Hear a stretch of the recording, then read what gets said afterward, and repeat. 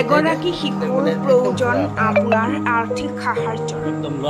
মৰিগাঁও জিলাৰ বৰবৰী পঞ্চায়তৰ অন্তৰ্গত বহলাৰ মুখ গাঁৱৰ হানিফা ইছলামৰ 16 মহীয়া কন্যা শিশু পাৰবিনা চুলতানা বিগত এটা বছৰে ভুগিছে এক জটিল ৰোগত। পিতৃ মাতৃৰ আৰ্থিক অৱস্থা বেয়া হোৱাৰ কাৰণে বৰ্তমান উপায়হীন হৈ পৰিছে পৰিয়ালটো। অসমৰ বিভিন্ন ঠাইত চিকিৎসা কৰোৱাৰ পাছত এতিয়া শিশুটিক বহিৰাজ্যত চিকিৎসা প্ৰদান কৰাৰ প্ৰয়োজন হৈছে যদিও কোনোমতে পৰিয়াল পোহপাল দিয়া পিতৃ মাতৃৰ হাতত নাই পৰ্যাপ্ত ধন। শিশুটিৰ পিতৃ হানিফা ইছলামে সংবাদ মাধ্যমৰ জৰিয়তে সকলোৰে পৰা অলপ সহায় বিচাৰি অনুৰোধ জনাইছে। যদি কোনোবা সদস্য ব্যক্তিয়ে শিশুটিৰ চিকিৎসাৰ বাবে সহায় কৰিব বিচাৰে তেন্তে 9864294280 ফোনপে নম্বৰ বা পিতৃৰ একাউণ্ট নম্বৰ 005710075010 IFC নম্বৰ 6061921223 দিবলৈ অনুৰোধ জনাইছে পৰিয়ালৰ লোকে। ব্যুৰ' ৰিপৰ্ট পূৰ্বাঞ্চল টাইম।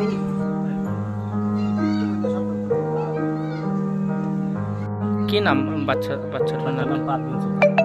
কিমান দিনৰ পৰা আছিল বেমাৰটো? আজি 1 বছৰ ওপৰত হৈ গ'ল। বেমাৰটো হৈ আছে। মই বহুত ডক্টৰ দেখালোঁ, নগাঁও দেখালোঁ, মৰিগাঁও দেখালোঁ, এটা লাহৰীঘাট নীলাবাৰী চৰকাৰ দেখালোঁ, জিএমচি লৈ গ'লোঁ।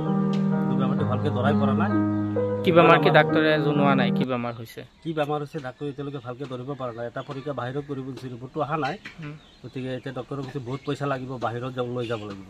অসমৰ বাহিৰত লৈ যাব লাগিব বুলি কৈছে ডক্টৰে। কিন্তু বেমাৰটো কি হৈছে এতিয়া সিহঁতে ধৰিব পৰা নাই। এতিয়া আমি ইমান দূৰলা মানুহ যেনে তেনে বেপাৰ এটা কৰি খাওঁ। এতিয়াতো ইমান পইচা খৰচ কৰাৰ পিছত এতিয়া যাবৰ কাৰণে আমাৰ সময় হৈছে। এতিয়া যাব লাগে বেমাৰটো ভাল কৰিবৰ কাৰণে, কিন্তু এতিয়ালৈকে পইচা আমাৰ নাই। গতিকে আমি ৰাইজক আহ্বান জনাই, গোটেই অসমৰ মানুহক আহ্বান জনাই আছোঁ, আপোনালোকে যিমান পাৰে আমাক সহায় কৰক। আমাৰ স্থানীয় বিধায়ক আছে আমিনুল ইছলাম ডাঙৰীয়া, অসমৰ মুখ্যমন্ত্ৰী হিমন্ত বিশ্ব শৰ্মা ডাঙৰীয়া, আপোনালোকে আমাৰ এই কেঁচুৱাটোক অলপ সহায় কৰক। আপোনালোকে যেনেকৈ পৰা যায় আপোনালোকে অলপ চেষ্টা কৰি পেলাই আমাক অলপ ৰেহাই কৰক। এখেত হৈছে আবু হানিফা, এখেতৰ ঘৰ বহালামুখ। তেখেতৰ এবছৰীয়া কন্যা সন্তান এইগৰাকী তাৰমানে জটিল ৰোগত আক্ৰান্ত হৈ আছে। তাৰমানে পেটটোৰ ভিতৰত কি বস্তু হৈছে হাৰ্ডিৰ নিচিনা তাৰমানে ডাঠ।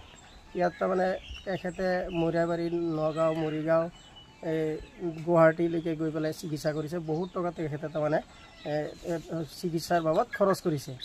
কি বেমাৰ হৈছে ধৰিব পাৰিছে নেকি? GMCHত তাৰমানে বহুত দিন ৰাখিলে, কিন্তু কি বেমাৰটো হৈছে এতিয়ালৈকে ধৰিব পৰা নাই।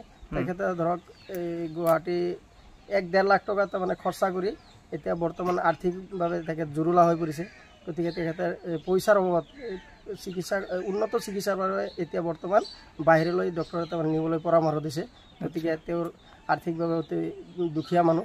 গতিকে চৰকাৰক আমি আহ্বান জনাওঁ যাতে এই দৰিদ্ৰ পৰিয়ালটোক চৰকাৰী ফালৰ পৰা কিবা আৰ্থিক অনুদান দিবা, উন্নত চিকিৎসাৰ বাবে ক'ত নিলে কেঁচুৱাটো ভাল হয়। গতিকে আমি ৰাইজে তেখেতক বিনম্ৰভাৱে অনুৰোধ জনাইছোঁ। অথচ আমাৰ স্থানীয় যিসকল প্ৰতিনিধি আছে তেওঁলোককো আমি অনুৰোধ জনাইছোঁ যাতে এখেতক অলপ সহায় সহযোগিতা আগবঢ়াই কেঁচুৱাটো তাৰমানে ভাল হয়।